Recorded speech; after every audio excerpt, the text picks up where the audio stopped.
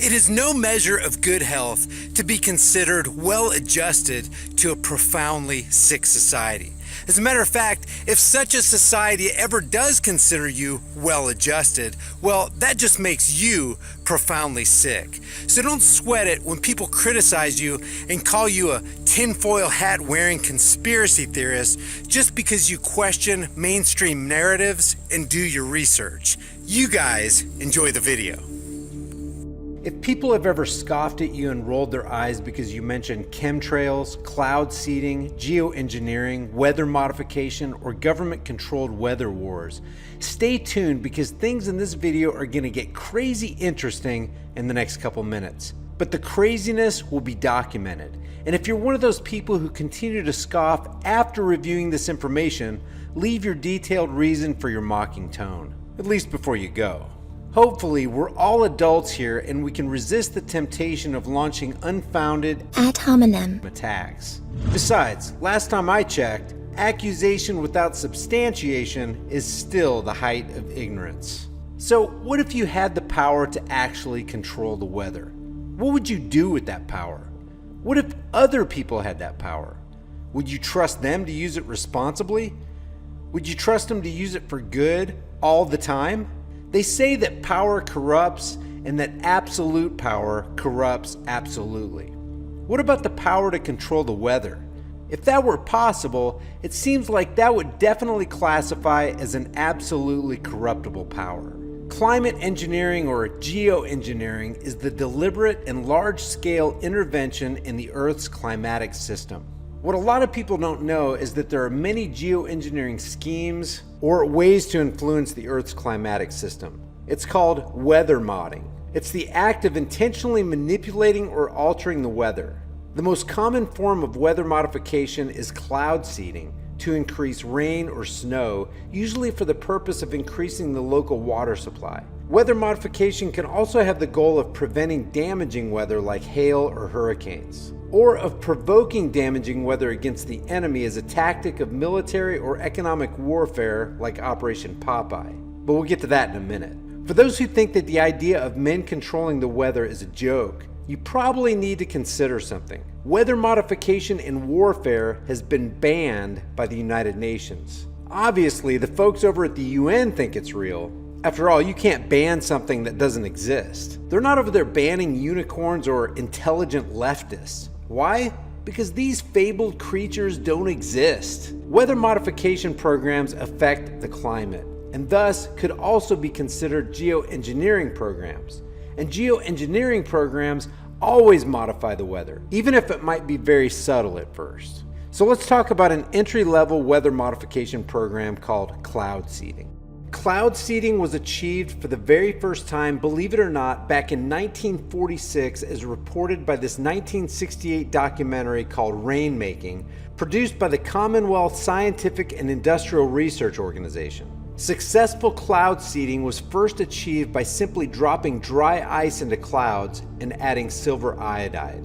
How is it that most people don't know much about this, even though this documentary, which anybody can access, is over 4 decades old and the technology of cloud seeding is more than 70 years old? Maybe people are just too wrapped up in watching their TV shows and posting crap on Facebook. Maybe it's just too easy to stick your head in the sand and accuse people of being conspiracy theorists because people don't really want to deal with the very real possibility that there are other people out there with technology that will blow your mind and could potentially jeopardize your life. But maybe you're still not convinced. Let's talk about weather warfare. Weather warfare is the use of weather modification techniques like cloud seeding for military purposes. Which brings us to Operation Popeye. And I want to encourage you guys to look up all these links in the description and do your own research. This stuff is not difficult to find. Operation Popeye was a highly classified weather modification program in Southeast Asia during 1967 through 1972. The cloud seeding operation during the Vietnam War ran from March 20th, 1967 until July 5th, 1972 in an attempt to extend the monsoon season, specifically over areas of the Ho Chi Minh Trail. The operation was used to induce rain and extend the East Asian monsoon season in support of U.S. government government efforts related to the war in Southeast Asia. 50 cloud seeding experiments were conducted with the result that 82% of the clouds produced rain within a brief period of time after having been seeded. It was claimed that one of the clouds drifted across the Vietnam border and dropped 9 inches of rain on a U.S. Special Forces camp over a 4-hour period. After the successful completion of the test phase, Project Popeye transitioned from an experimental to an operational program of the U.S. Defense Department. That was around a half a century ago, so it kind of makes you wonder what they have in their arsenal today. Another government project, Project Storm Fury, was an attempt to weaken tropical cyclones by flying aircraft into them and seeding with silver iodide. The project was run by the United States government from 1962 to 1983. While trying to achieve its desired objective, Project Storm Fury had positive outcomes. Knowledge gained during flights proved invaluable in debunking its hypothesis. Other science resulted in a greater understanding of tropical cyclones. In addition, Lockheed's P-3s were perfectly suitable for gathering data in tropical cyclones, allowing for improved forecasting of these monstrous storms. But since agents of government lie, what Project Storm Fury proved or disproved, we can't even know for sure. Project Cumulus was a 1950s UK government initiative to investigate weather manipulation, in particular through cloud seeding experiments. Known internally as Operation Witch Doctor, the project was operational between 1949 and 1952. And as an important side note, on August 16, 1952, a severe flood occurred in the town of Lynmouth in North Devon. 9 inches or 229 millimeters of rain fell within 24 hours. 90 million tons of water swept down the narrow valley into Lynmouth, and the East Lynn River rose rapidly and burst its banks. 35 people died, and many buildings and bridges were seriously damaged. According to the BBC, North Devon experienced 250 times the normal August rainfall in 1952. A conspiracy theory, as it was called, circulated that the flood was caused by secret cloud seeding experiments conducted by the Royal Air Force. Back then, the theory was dismissed as preposterous by writer Philip Eden. Newly declassified documents reported on by The Guardian show that such experiments were being conducted in the same time period in the same location. Weather modification via cloud seeding has a long history in perennial dry Southern California. Santa Barbara County has been cloud seeding with both ground-based machines and dedicated cloud seeding airplanes since the 1980s. In 2016, Los Angeles County rebooted its cloud seeding program with ground-based machines for the first time after 2002. Yearly uninterrupted cloud seeding programs have been going on since the 1950s all around California. PG&E, or Pacific Gas and Electric Company, has been cloud seeding for nearly 60 years, both in Northern and Central California. And according to them, they say, we do it to help supplement the snowpack, which benefits with more hydroelectric power. They also say the other benefits include more water for grazing, for forests, and other uses. According to their own documentation, officials at PG&E say they generate about 5% more snowfall over the entire season. Not only are they producing clean, renewable energy, it's economical as well. They say the additional hydropower generated far outweighs the cost of cloud seeding. This map right here shows more than 150 weather modification programs operating in 37 countries worldwide. Weather modification techniques include hail suppression and precipitation enhancement. This map right here shows regions in the western United States engaged in precipitation enhancement and hail suppression. UCAR, the University Corporation for Atmospheric Research, is a nonprofit consortium of more than 100 North American member colleges and universities focused on research and training in the atmospheric and related Earth system sciences. UCAR manages the National Center for Atmospheric Research with sponsorship by the National Science Foundation. An October 2015 article from Bloomberg Businessweek entitled "Weather on Demand: Making It Rain is Now a Global Business," with the subtitle "Welcome to the Strange World of Cloud Seeding," said this: "The man who's brought cloud seeding to 31 countries on 6 continents works out of an unassuming airfield in North Dakota. Patrick Sweeney is 63, with thick silver hair and the compact build of a wrestler. There are 34 private companies worldwide that do weather modification, but there's no bigger rival in aerial cloud seeding than the Chinese government. Weather as a force multiplier. Owning the Weather in 2025 is the actual name of a research paper presented to the Air Force in 1996. It's labeled as a research paper presented to Air Force 2025. The disclaimer reads, 2025 is a study designed to comply with the directive from the Chief of Staff of the Air Force to examine the concepts and technologies the United States will require to remain the dominant air and space force in the future. Presented on June 17, 1996, this report was produced in the Department of Defense School Environment of Economic Freedom and in the interest of advancing concepts related to national defense. The views expressed in this report are those of the authors and do not reflect the official policy or position of the United States Air Force, Department of Defense, or the United States government. This report contains fictional representations of future situations and scenarios. Any similarities to real people or events other than those specifically cited are unintentional and are for purposes of illustration only. And that's straight from the government.